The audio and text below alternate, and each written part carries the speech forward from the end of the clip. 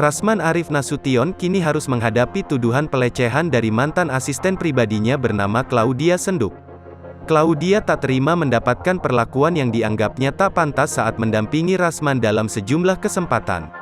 Ia pun akhirnya memutuskan melaporkan mantan bosnya itu ke polisi dengan tuduhan dugaan pelecehan.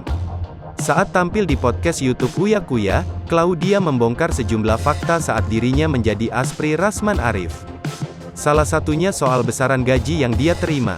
Uya Kuya sebelumnya penasaran soal besaran gaji Claudia Senduk saat menjadi aspri Rasman Nasution. Perihal gaji sebagai aspri Rasman Nasution diungkap langsung oleh Claudia Senduk. Claudia mengaku mendapat gaji hanya 4 juta rupiah per bulan. "Berapa sih gaji kamu kalau boleh tahu?" tanya Uya Kuya. Dikutip dari YouTube Uya Kuya TV, Sabtu, tanggal 30 Juli tahun 2022. "Kalau di situ 4 juta rupiah, perharinya 50 ribu rupiah," jawab Claudia.